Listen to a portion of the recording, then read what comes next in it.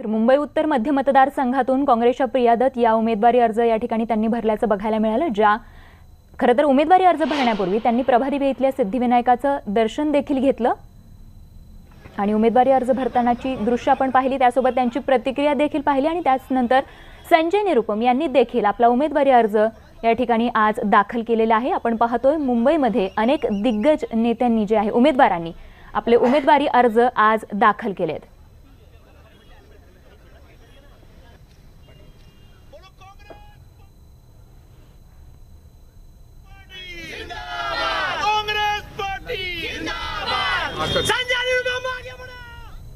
बघत पुढची बातमी, काँग्रेसने सत्ता आल्यानंतर देशद्रोहाचं कलम रद्द करण्याचं जाहीरनाम्यात सांगितलंय आणि त्यामुळे देशद्रोह्यांचं संरक्षण करणारं की त्यांना फासावर लटकवणारं सरकार हवं आहे हे ठरवण्याची वेळ आली असल्याचा घणाघात उद्धव ठाकरेंनी रामटेक मतदारसंघातील प्रचार सभेत केलाय। कृपाल तुमाने भरघोस मतांनी निवडून येतील असा विश्वास देखील त्यांनी यावेळी व्यक्त केलाय।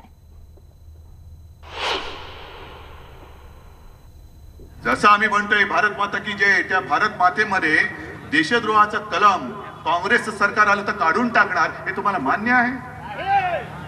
124 का असं काहीतरी आहे कलम, ते काढून टाकणार म्हणजे मग हा देश कोणासाठी तुम्ही चालवणार? देशद्रोह करणारा जो कोणी असेल तो फासावर लटकलाच पाहिजे, त्याला आम्ही फासावर लटकवणारच।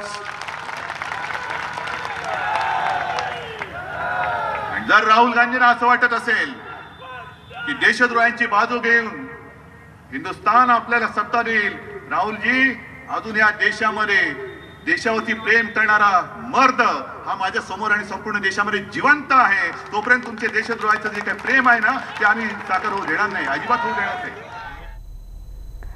तर तिकडे नागपूरमध्ये भाजपचे नितीन गडकरी विरुद्ध नाना पटोले असा सामना रंगतोय। पटोले यांच्यासाठी त्यांचे कुटुंबीय प्रचार करतायत। पटोले यांच्या कन्या नीता या देखील घरोघरी जाऊन आपल्या वडिलांसाठी प्रचार करतायत। नागपूरच्या झिंगाबाई टाकळी या भागात त्यांनी प्रचार सुरू केलाय आणि त्यांच्याशी संवाद साधला आमचे प्रतिनिधी विवेक कुलकर्णी यांनी।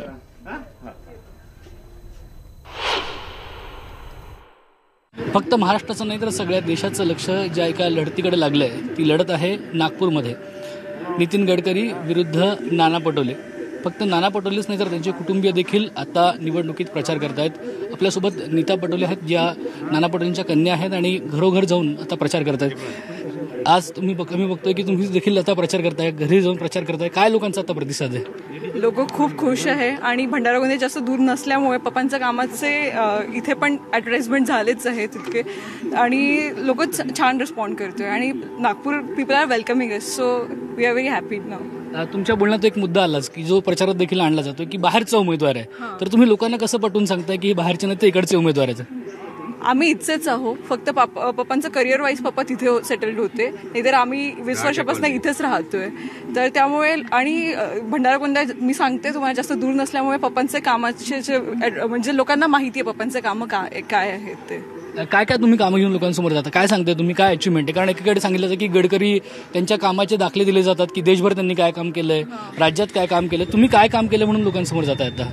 आम्ही इन्फ्रास्ट्रक्चर वाईज मी जास्त काम नाही केलंय, पण आम्ही जनसामान्यापर्यंत पोहोचलोय आणि जनसामान्यांचे जे प्रॉब्लेम्स आहेत ते आम्ही मोठ्या मोठ्या मोदींपर्यंत आणण्याचा प्रयत्न बाबांनी केलाय आणि जिथे ते ऐकले नाही आणि बाबांनी राजीनामा दिला ते लोकांना सगळंच माहिती आहे, लोक सगळे न्यूजमध्ये पाहतात, त्यामुळे लोकांना जास्त सांगण्याची गरज नाही पडते। आता जेव्हा आम्ही नागपूरचा विषय बघतो त्यावेळेस मेट्रोचे कामं सांगतात, रस्त्याची कामं सांगितली जातात, तुम्ही अशी कुठली कामं विकास कामं लोकांना सांगताय की तुम्ही कराल आणि जी पूर्वी केली गेलेली नाहीये नागपूरमध्ये? आम्ही आता पण हे सांगू की आम्ही जनसामान्यापर्यंतच पोहोचण्याचा प्रयत्न करणार आहे आणि जनसामान्याचंच कामं जास्त करण्याचा प्रयत्न करणार आहे। आम्ही स्लममध्ये डेव्हलपमेंट करणार आहे, मेओ मेडिकल आणि PSU मॅन्युफॅक्चरिंग इंडस्ट्रीज इथे आणण्याचा प्रयत्न करणार आहे। जेव्हा राहुल गांधी इथे आले त्यांनी सांगितलं की आपण नागपूरला हब बनवूया आणि सिंगापूर आणि दुबईमध्ये बिझनेस एक्सपांड करूया, तर त्यामुळे हे कामं जास्त इम्पॉर्टंट आहे कारण की रोजगार उपलब्ध करून देणं ही जास्त मोठी कामं आहे। इन्फ्रास्ट्रक्चर मेट्रोमध्ये कोणीच फिरणार नाही, रोजगार मिळाला तर लोक जास्त खुश होतील आणि लोकांच्या मदतीच आहे। एक चर्चा अशी आहे की गडकरी आणि नाना पटोले यांचे संबंध अतिशय उत्तम आहेत, त्याच्यामुळे एक प्रकारे मॅच फिक्सिंग आहे की अशा पद्धतीची जी सोशल मीडियावर चर्चा सुरू असते त्याला तुम्ही कसं उत्तर द्याल? मॅच फिक्सिंग असतं तर मी मेहनत केलीच नसती किंवा उन्हामध्ये मला फिरायची गरज नसती। इथे आम्ही जनसामान्यासाठी लढण्याचा प्रयत्न करतोय आहे आणि ही जनशक्ती विरुद्ध धनशक्ती ही लढाई आहे आणि आम्ही जनशक्तीच्या सोबत चालण्याचा प्रयत्न करतोय आहे। मॅच फिक्सिंग असती तर आम्ही इथे नसतो। धन्यवाद तुमच्याशी बोलल्याबद्दल। व्हिडिओ जर्नलिस्ट नवनाथ कोंडेकर सोबत विवेक कुलकर्णी, न्यूज 18 लोकमत, नागपूर. तर तिकडे दक्षिण मध्य मुंबई लोकसभा मतदारसंघातील शिवसेना उमेदवार राहुल शेवाळे यांनी 2 किलोमीटर लांब मिरवणूक काढत जोरदार शक्ती प्रदर्शन केलंय. तर राहुल शेवाळे यांच्याशी याच संदर्भात बातचीत केली आमचे प्रतिनिधी उदय जाधव यांनी. राहुल शेवाळे यांनी जोरदार शक्ती प्रदर्शन करत